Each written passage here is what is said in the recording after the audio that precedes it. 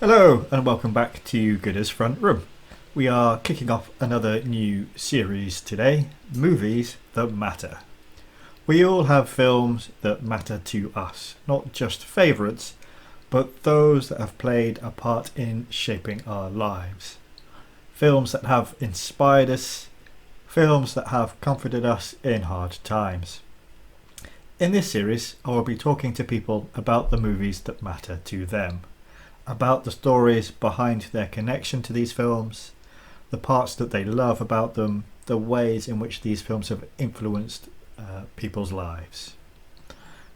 This episode, I've been talking to Beth about Some Like It Hot. It's a fascinating discussion, and I hope you enjoy it as much as I did. Now, I'll allow Beth to introduce herself. So I'm Beth Cleavy and I run apps, start apps and do apps for a living. I also really enjoy writing and I have a writer's platform and I help writers get published, and that's a big passion of mine. I also love movies and that's just kind of my interests and animals, many pets. And And that's a about script me, to be writer too. honest. Yes, I enjoy writing feature-length scripts and stage plays as well. Um, I've recently written about Mount Everest. I'll also say that I really like classic, like old age movies, and I kind of style myself after old age, apart from what I'm wearing today because it is cold. But I do like kind of vintage fashion and looking into like the golden age of Hollywood and all the actors and actresses of that time. That's really cool too. Um, Kind of strong characters. I think I used to only watch comedies. I think I was just in a time of my life when I just wanted to feel upbeat all the time. And then I started kind of looking into different styles of cinema and kind of more about what's in the film, the cinematography, the lighting, the sets, and I think it all stems from being interested in classic Hollywood as well and seeing how it all began and where it is now. So yeah, I think often I look for good characters and strong stories, but mainly characters. I love strong characters in a movie. I find it very hard to watch new things sometimes because I think I have a bit of an attention problem, but I love watching the same things over and seeing things I've missed before. Rob is really good, and I think he like pushes me to watch new things quite often, and it does. I do really enjoy new movies when I watch them, but I do find myself rewatching movies I love. I think it kind of takes you to a different time in your life, like when you first experienced it, and I quite like that for that. Remind you of certain people as well that you've met Yeah, before. yeah, and the main thing we want to do today is talk about a particular film that means like a lot to you. So what is it that you've picked to talk about? So I'm going to be talking about Some Like It Hot, directed by Billy Wilder in 1959. When the date's right. Yeah. Yeah, so is there like a particular story behind like why the film is like means so much to you? Like what's your kind of the story of your connection to it? I think I first watched Some Like It Hot in high school, and growing up, my granddad and my grandma and my dad would watch classic cinema, including like the Marx Brothers and Charlie Chaplin. And then I kind of just picked up Some Like It Hot on my own. And I remember the first time I watched it, and I just kind of fell in love with it. And I became really interested in the actors, in Marilyn and Jack Lemmon. I wanted to know all about them, and I just love that it's this black and white period piece. It's in 1959. It's so interesting to me how they did it.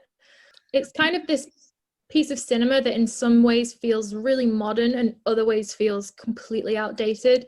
I think it's ideas of kind of feminism and sexuality, especially female sexuality. I think they really explore it at a time when it wasn't really being explored, and kind of women wanting to feel more independent and looking for ways they can stand on their own 2 feet, as well as two men dressing up as women, which in some ways is quite, in some of the things that they say is quite controversial, but I think it's a really good look at especially how masculinity would view femininity at that time, and how they were challenged on that in the movie. I think it's just so well written in that aspect. And it's obviously, you know, with how things have gone on in the last few years with like the Me Too movement and feminism, it's become a really interesting time to watch this film. So yeah, really recommend it, especially for women. Yeah, because it's quite interesting, isn't it? Because you have obviously you have the two men pretending to be women quite a lot of the time, but then in terms of I guess kind of like gender roles and masculinity and stuff, you have them. Normally, they're just like musicians, and they're quite kind of they're not out. And I wouldn't say they're out and out cowards, but they're quite nervous about getting involved into violence or whatever.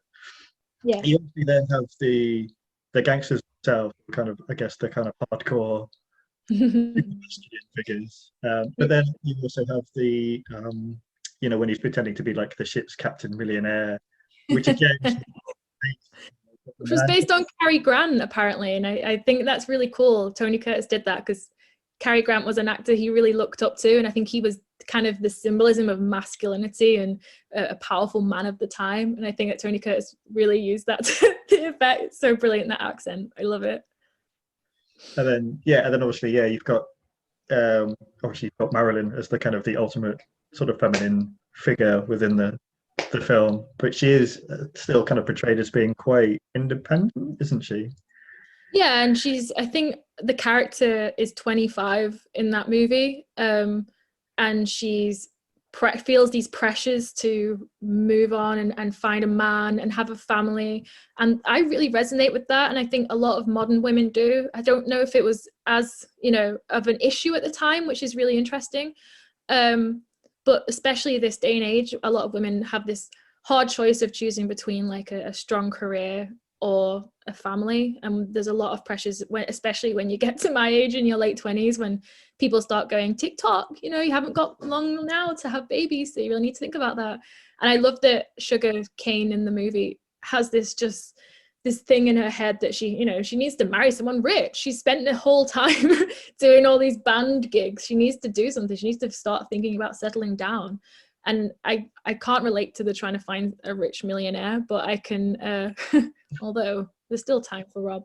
But I like that she's thinking about the pressures that a lot of us women face now, and at a time when it just wasn't spoken about, and a lot of women, were still stay-at-home mums.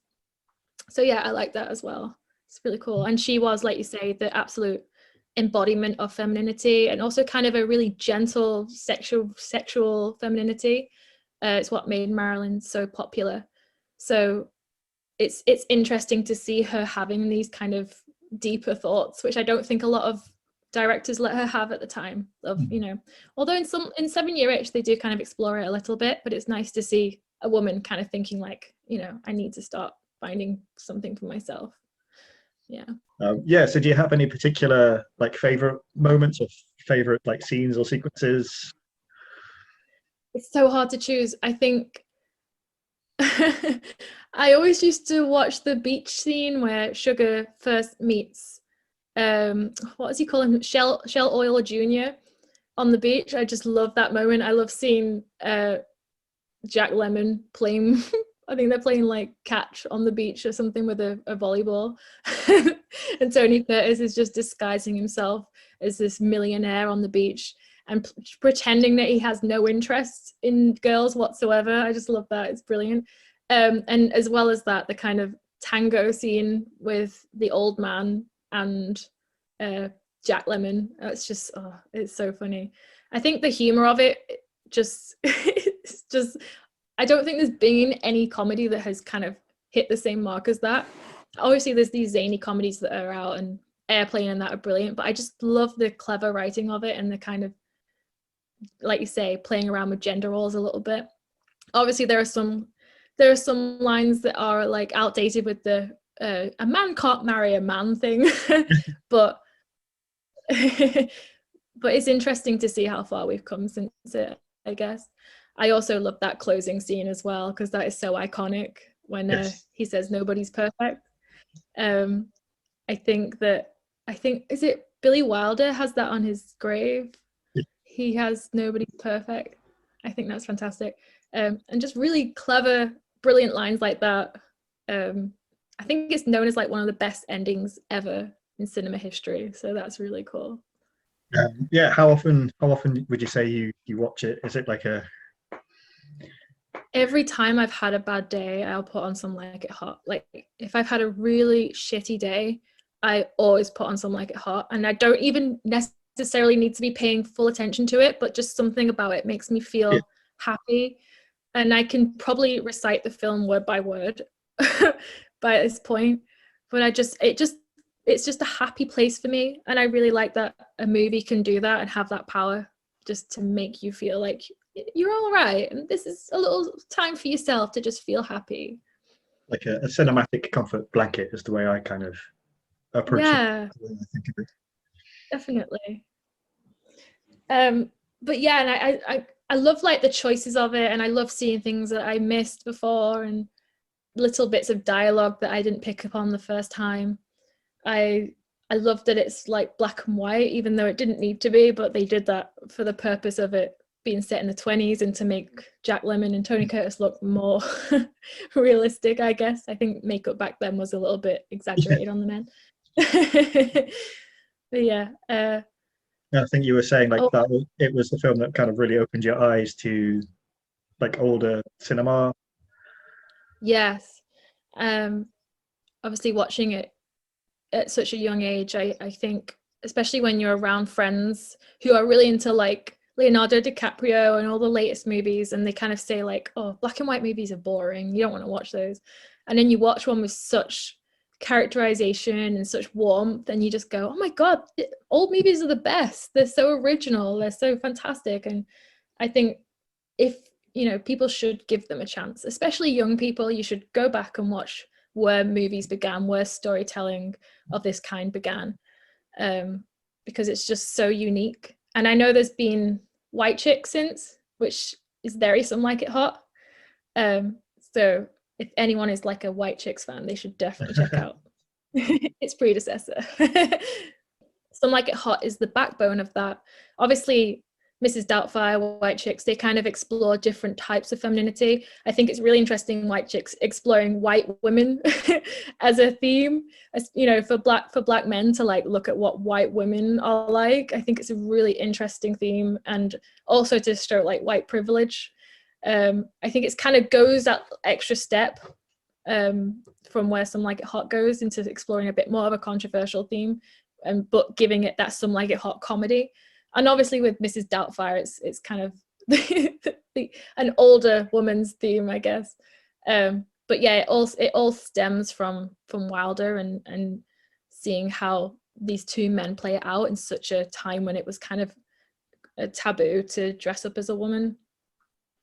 And it's really interesting that they managed to get someone like Tony Curtis on board, who was very macho, and I think he had a harder time with it than Jack Lemmon. I think Jack Lemmon fully just fell into the role and absolutely loved it. But yeah, I like that it's kind of the spine of that genre, and any movie that comes after it that does it, it's like an ode to Some Like It Hot. I'm trying to think of other scenes I like, because there's just so many to talk about. I like when Jack Lemmon's talking about how he got pinched in the elevator by someone.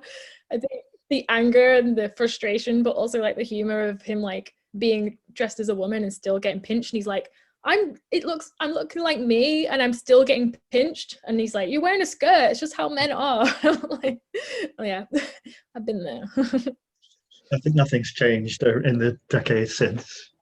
Yeah. But it's so interesting to see them like look at that side of kind of the toxic side of masculinity, and realizing that no woman is really safe from that.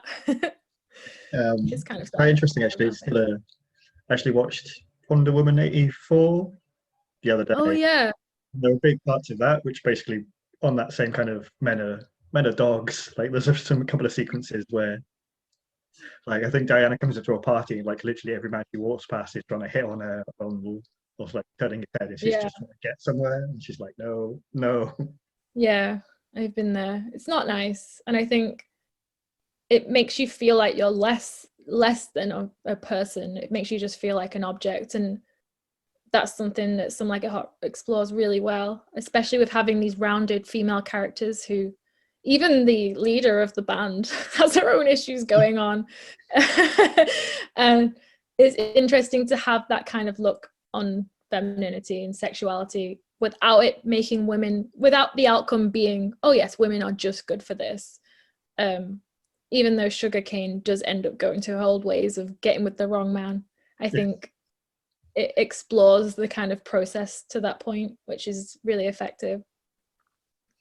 And I think what I'm always really impressed by is like how the tone does shift really well throughout the film, because it starts and it's almost like a straight mafia movie at the start, because you have the kind of, St. Valentine's Day massacre kind of sequence at the beginning and the prohibition stuff, and then it kind of just it gets into a kind of a gentle comedy after that, where like Jack Lemmon and Tony Curtis are kind of arguing about what they're going to do next, and then it just obviously it becomes the kind of high farce of the dressing up. Yeah. And they have a couple of sequences like later on in the film where they're doing the classic, somebody's coming in one door, going out the other door, then they're going back across the room and like taking their wig off. Dressing up, and he still has the heels on. Yeah. And I love that. And I love the gangster genre as well. And I love that they had George Raft in it, who was, I think, the original Scarface. So having these like well-known actors who are known in their field for quite serious things is just it's so clever, and it's such good casting, because it kind of, you don't know what's coming next and you don't know how they're going to play it. I mean, George Raft plays it so seriously that it's just perfect, because that's how it should have been played.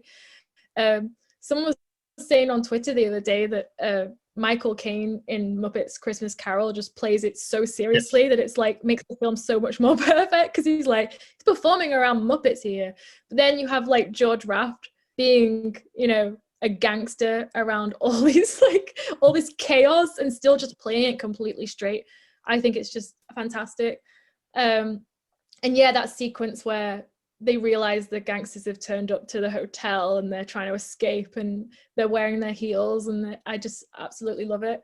It is kind of like that, a bit of a slapstick comedy, but it just has that seriousness of, no, they could get killed if they get caught.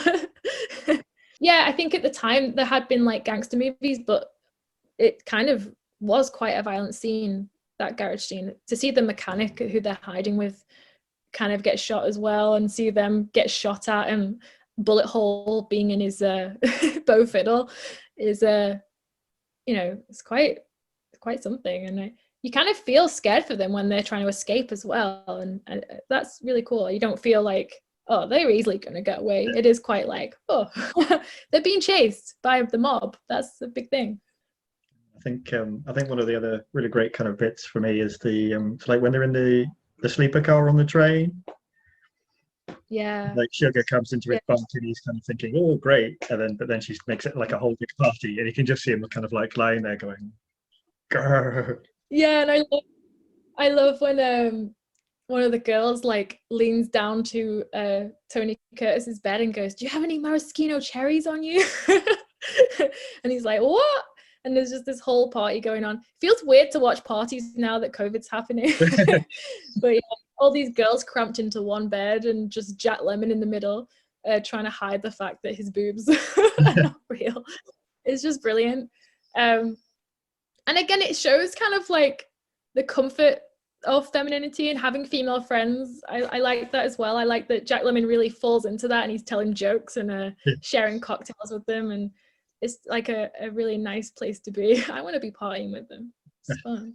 This is something I didn't mention. Some Like It Hot is the reason I play the ukulele, because I remember watching it and I was like, oh my god, Marilyn's so cool on that, even though I'm not sure she's really playing it, but I want to play it as well. And that was like shortly after that is when I bought my first like really cheap kids ukulele, and I played it, and I still play it to this day because of Sugarcane, because I just wanted to be as cool as her.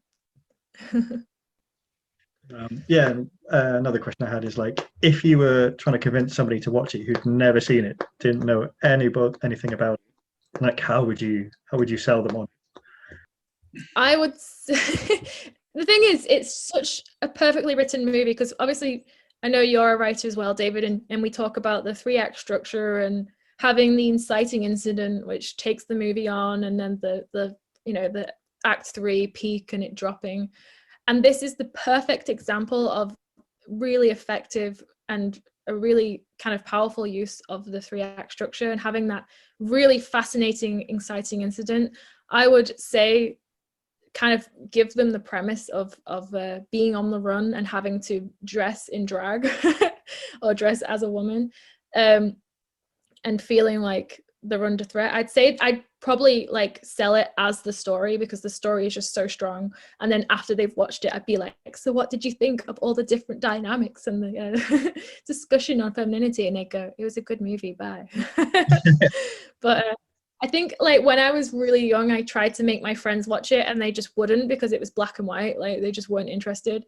But now I would be like, just give it a chance. It's really funny. And once you're at that inciting incident of them being on the run and making that decision to join a female jazz band, I think you're in it. I think you just have to get to that point and then you're like in it for the ride. But yeah, it's so good. I'm trying to like think of other things I love about it, because there's just so much. And I know as soon as this call ends, I'm going to be like, God damn it, I should have said that. Oh, Joey Brown, the old man who's after Jack Lemmon, I think his acting is so fantastic. I believe, I'm not sure, I had to Google, I think he was like a 1920s star. So he's obviously acting in something that's set in the period that he was a successful actor. And he was known for his facial expressions. He was able to like contort and move his face. They used to call him rubber face, I think. And I just love his like actions. He hams it up. So that's really cool to see the contrast against the more seriously played roles in the film. He's like this really flamboyant millionaire man who's like had many wives in his time, and I just love to see that contrasted with Jack Lemmon trying to escape the mafia. It's just so good. I think him and Jack Lemmon really bounce off each other throughout the movie, and they have such a powerful dynamic and such good chemistry as well. Especially when Jack Lemmon is convinced that he should marry Osgood and it would be good for him. I love that. And he says like he's like, but there's one problem. He's like, yes, I need to win over his mother. And I love that. I love that those little things are brought back into the script. I think honestly the movie would be nothing without those two and their like dynamic throughout. It's just so effective. They're a better couple than Marilyn and Tony Curtis. Shipping them at the end, because they're just so like, they just work so well. Like when he says he doesn't mind that he's a man, I'm like, well, like, you might as well, Jack Lemmon, go for it. Yeah, I think, you're kind of like, because that probably Josephine or Tony Curtis's character hasn't really learned anything. I think he will go back to his shitty ways. I shouldn't swear. He'd go back to his bad ways, and Marilyn has fallen for it. Whereas you do feel like you've been through it with Daphne, and that she's kind of realized what it is like to be a woman, and now she's stuck with this old rich man. I think that really tells you how well Jack Lemmon plays it. The fact that you're kind of referring to like him as Daphne, like as like she's the real character. Yeah, I can't even remember what their male characters are called, which is so funny. they play it so well. And obviously like Marilyn, I think we should talk about Marilyn as well, because I think she was quite difficult during this time in her life. I think Billy Wilder after this said he would never work with her again because she was late to set and that she struggled through it. I think she was going through a lot at the time mentally. But I remember watching this documentary on the making of it, and Billy Wilder says, she'd forget her lines a lot and she'd ruin take after take, and it was so frustrating. But when she was on form, it was like nothing else. It was just, incomparable to any other actress at the time. She just had this absolute sparkle on screen, and you really see that with Marilyn. I feel like when you watch Marilyn on screen, you feel like you understand her, but at the same time just want to know her more. And I think that's why I've always loved her, is I think she was just fighting it. She was fighting a war that couldn't be won at the time, of trying to be kind of this powerful female performer and businesswoman, and she was dealing with a lot of mental problems that wasn't understood at the time. And I don't know what it is about her, but it just kind of, it makes her this kind of, I don't even know what the word is. It makes her a really sympathetic person, Yeah. but at the same time, very empowering, I guess. It's really hard to explain. But I think that when you see Marilyn on screen, you feel the both sides of that spectrum. You feel like empowered, but also want to know more about her, want to know what she was fighting in her life. And I know why a lot of people watch a Marilyn movie and then go online afterwards and want to watch movies about her and want to see what she was up to. But her comedy timing is impeccable. And I think that she does a lot with the lines in that script, and her little actions, her little wiggles as she walks, the way she like carries herself. I love the scene where she's chipping the ice in the bathroom of the train, and every time she like flips her hair, it becomes wilder and it becomes bigger, and it's just it's so amazing. And she just has so much charisma. Honestly, I'm just infatuated with her in this movie. And this movie, probably more so than any other movie she's in, I just think everything about her in this movie is just perfection. I think we get all the perfect takes, no matter how many there were. We see exactly what Wilder was talking about. These like the way she just glistens and the way you're just so captivated by her on screen. And you completely buy everything she's saying. You feel like she's this woman who's been with bad relationships and now she's on a train joining a band, and she has a drinking problem, and it's played so well, but with that little comedy kind of film on top of it. And I think that she obviously makes the movie as well. I think it's one of those, isn't it? Where I think the role is perfect for her. It's like she's playing a part, but you get a feeling that a lot of this is possibly coming from like her own personal kind of experience. It's like she knows, like this life. Yeah, I think obviously I think at the time she was married to Arthur Miller. In fact, yes, she was, because I think Arthur Miller convinced her to do it. She wasn't keen on doing it. And then Arthur Miller was like, no, this is a really good script.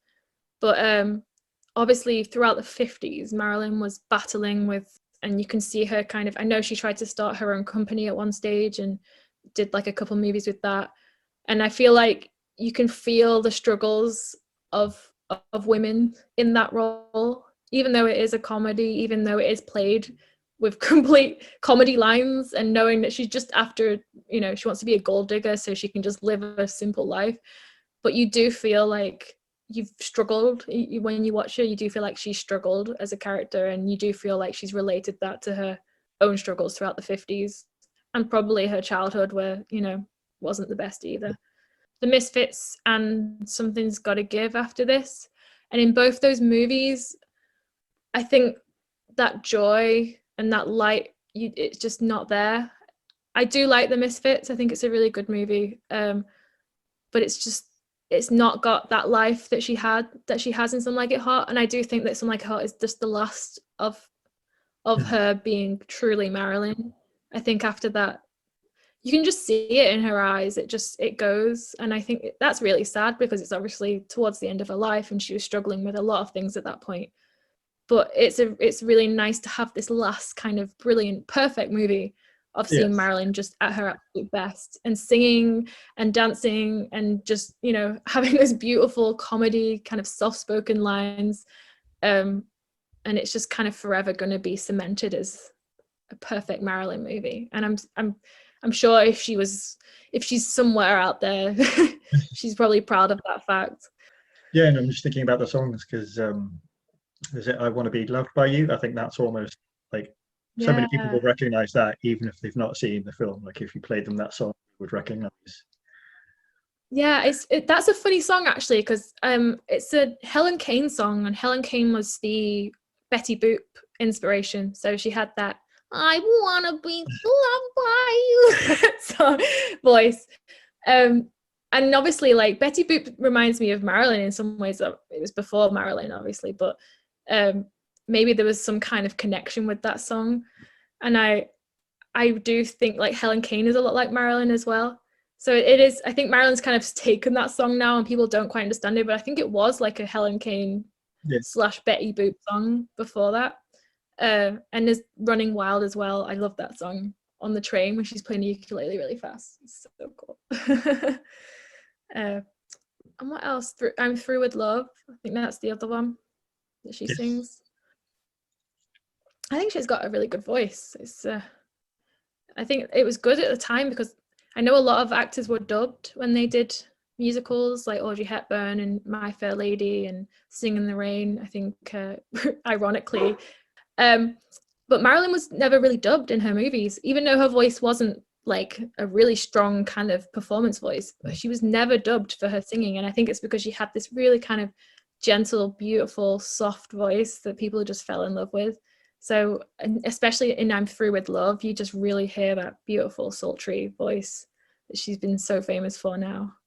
I always say the fuzzy end of the lollipop, which she says, Marilyn like says throughout the movie. She's like, I always get the fuzzy end of the lollipop.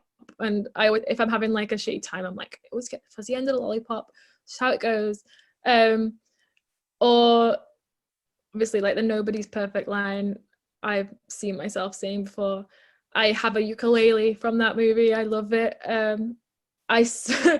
I have the phone case. I have books about it being made. I have like things about Marilyn's life during that time. I think I just want to go back to that time and just live it and see it. But yeah, I do. I just find myself saying little lines from it here and there. And I've tried to learn I'm Through With Love on the ukulele.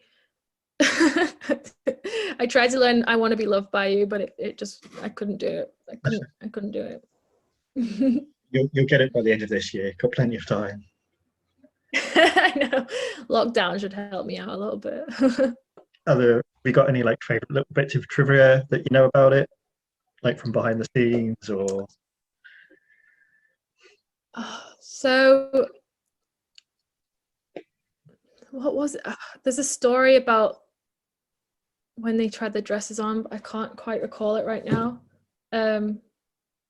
Yeah, the only real trivia I've got is like one of them, because obviously George Raff was the original Scarface, and in the original Scarface, he's always flicking a penny.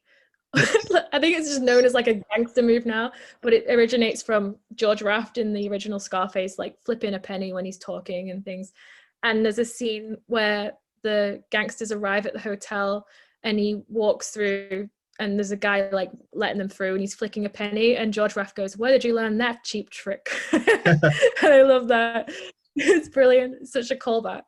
And you're right. I think their cowardness really adds to it as well. Like this is the only option they had and they don't want to do it, but because they're such cowards and they're running away from their problems, it just really adds to it because you feel like, you know, this is all they can do at this point. They can't really fight off the mob.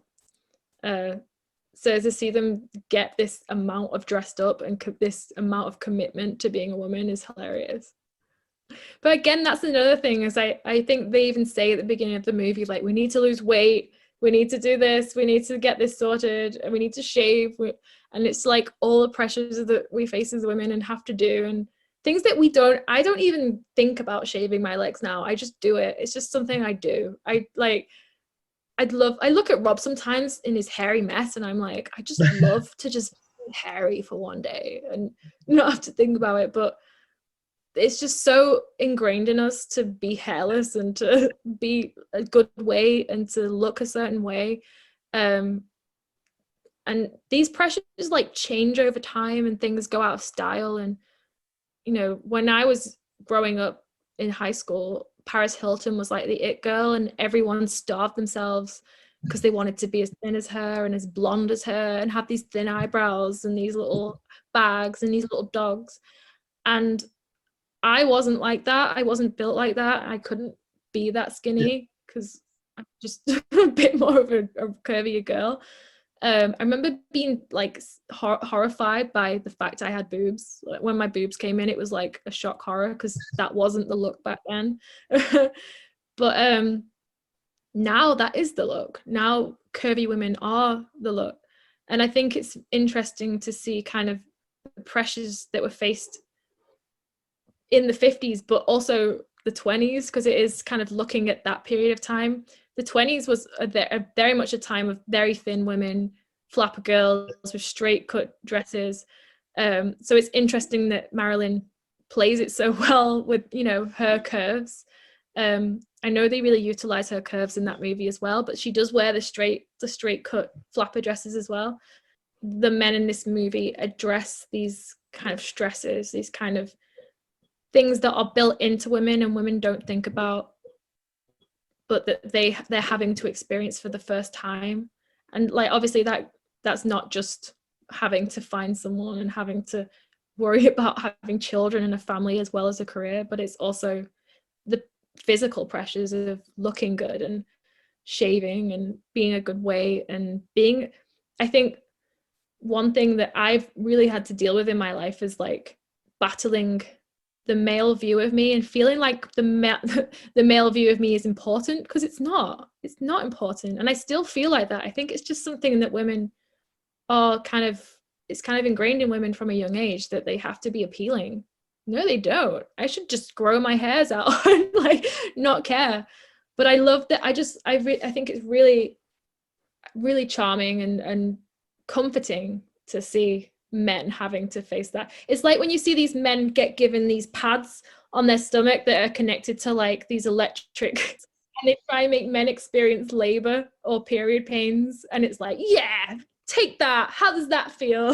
And it's not like, I don't think it's malicious, it's just like, you know, it's nice to know it's nice to know that you're experiencing something we just experience every month. But yeah, like all the little things that we don't think about that Jack Lemmon is suddenly faced with. Yeah. It's so nice. And it's probably one of the reasons I love this movie, is because I'm like, oh my God, I've been pinched by men all my life. I remember being like, this is inappropriate, but I remember being 15 and being pinched by my boss in a kitchen at a job and telling people that it happened, and them saying to me, oh, it just happens, like, you're a woman, like that's what you're expected, that's what happens to a woman. And it's only now, I think we're really at this turning point where it's being discussed as like, no, this should not happen to a woman. Women should not feel like they're completely objectified by men all the time. And it's interesting that conversations like this have started in 1959 and nothing has been done until the last few years, when women have had enough of it. I'd love to have seen Marilyn in this day and age, and how much she would have, I mean, she already thrived, but it would be so cool to see just how far she could climb without all these men trying to get something out of her. Yeah, and it would be so cool. Be fascinating to hear what she would have to say, like about something like Me Too. Yeah, God, I bet the stories she had are like unbelievable. I know she had a thing with Daryl Zanuck when she first started out, who was he like head of 20th Century Fox or something? I think he proposed to her like quite a few times and she said no. I do think she owned her sexuality a lot. I think she knew what she could use it to get to places, but I'd love to see just how empowered she'd be in this day and age. I think she'd be so shocked. I think she'd be amazed. Many thanks to Beth for a fantastic chat. Please let us both know if you love the film as much as we do below in the comments, or if you've not seen it before, have we inspired you to watch it? If you would like to discuss a movie that matters to you, details of how you can get in touch are in the description box below. And of course, if you enjoyed your time with us today, please like the video and subscribe to be notified of when the next episode goes up. See you all again soon.